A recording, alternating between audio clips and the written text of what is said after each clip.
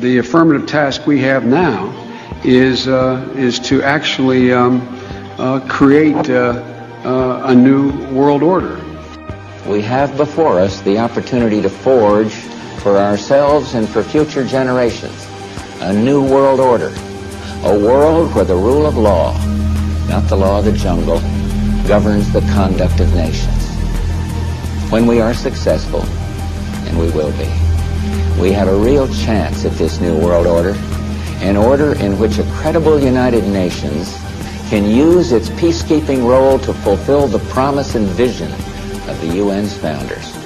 There's a need for a new world order, but it has different characteristics in different parts of the world. Never before has a new world order had to be assembled from so many different perceptions or on so global a scale. Nor has any previous order had to combine the attributes of the historic balance of power system with global democratic opinion and the exploding technology of the contemporary period. After 1989, President Bush said, and it's a phrase that I often use myself, that we needed a new world order. I think his task will be to develop an overall strategy for America in this period when really a new world order can be created. It's a great opportunity. It isn't just a crisis. What is at stake is more than one small country.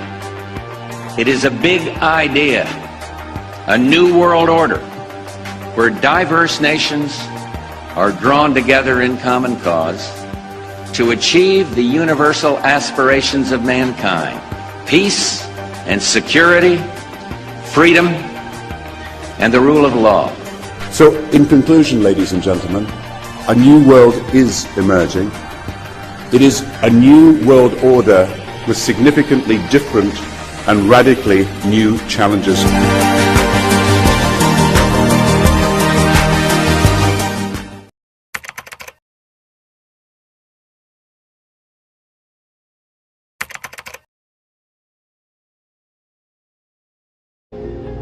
We're here to talk about the end of the world.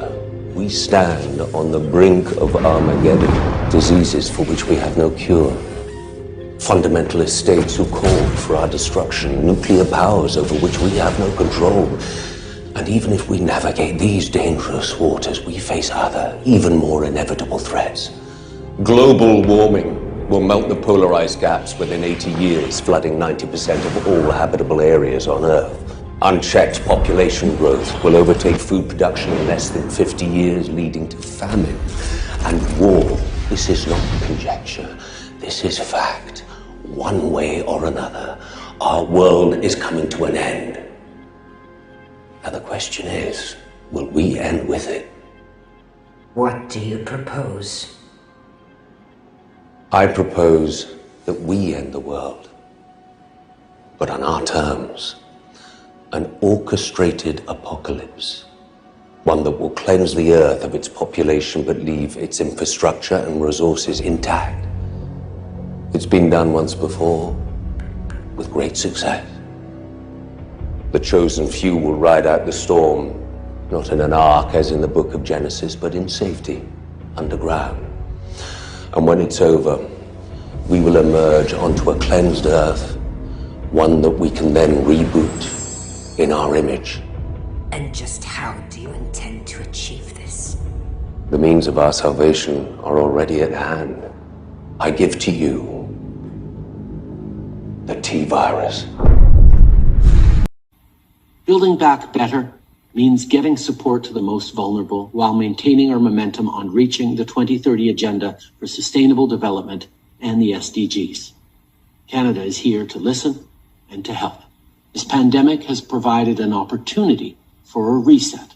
This is our chance to accelerate our pre-pandemic efforts to reimagine economic systems that actually address global challenges like extreme poverty, inequality, and climate change. Well, what another week. And the language is starting now to creep in, isn't it? You turn on the TV news right across all the networks, you're picking up the papers, you turn on the radio stations, you hear the words that are meant to create some sort of comfort for us. But don't be conned. The great reset. The Great Reset. It sounds like everything that was bad is going to go and everything that's in front of us is going to be good. It's been sanctioned by the royal family. I mean, Prince Charles has said, let's have a great reset. It's been promoted by the world, the left worldwide. I mean, this big great reset is actually going to be a bigger virus than COVID. It's going to have more of an impact on your lifestyle than you could imagine. It's been publicised by the social media elite. And you've got lines like Build Back Better. I think Jacinda Ardern used that as her line when she received the government in New Zealand. And Joe Biden's talking about Build Back Better. And then we've got this sort of post-COVID world, the new normal, all this mantra. Don't let it con you. What does it actually mean, and do we actually get a say? Well, the bottom line is we won't. This is a deal that is being done by the elites and is being foisted upon the weak governments of the world.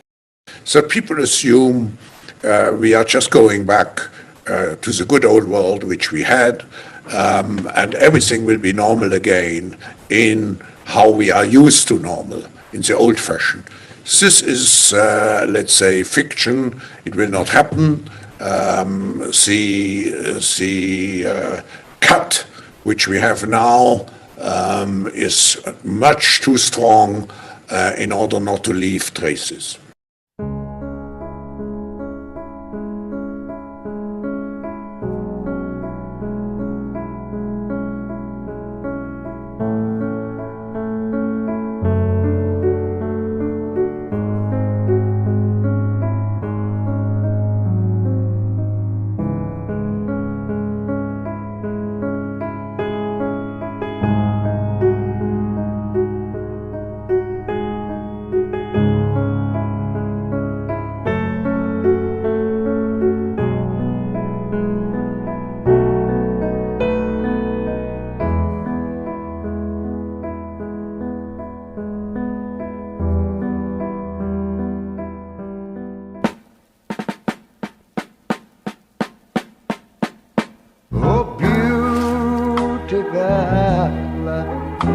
far spacious skies, far amber waves of grain,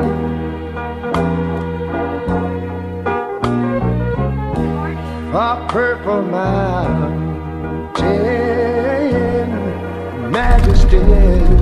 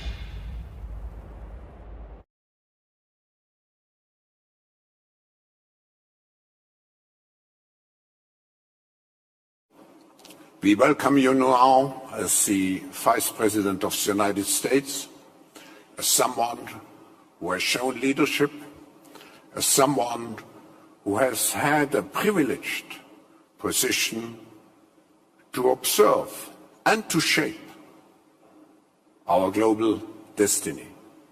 So we are very eager to hear from you. The fourth industrial revolution has one big challenge.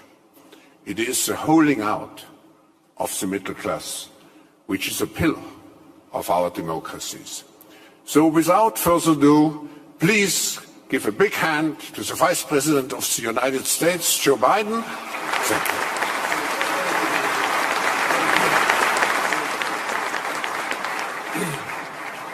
I've been asked to speak about this year's topic, and Dr. Schwab, I'm flattered you'd asked me to keynote. There's an expression in my old neighborhood back in the United States. This may be above my pay grade. It's not above yours, though. You've written extensively on the topic that you've asked me to speak to, mastering the fourth industrial revolution. This fora defines that as change fueled by a digital revolution. Technologies emerging and intersecting at exponential speed and scale, dramatically increasing and improving productivity and economic growth, and creating, God willing, better jobs and entirely new industries. But there are two questions, it seems to me, that we have to address forthrightly at the outset. First, will this revolution actually transform the global economy? And secondly, if it does, will it be for the better or for worse for humanity as a whole? Lack of the rules of the road. In terms of watching emerging nations trying to figure out where they fit and how we fit relative to them and so on. And so these institutions that the affirmative task we have now is to actually create a new world order, because the global order is changing again.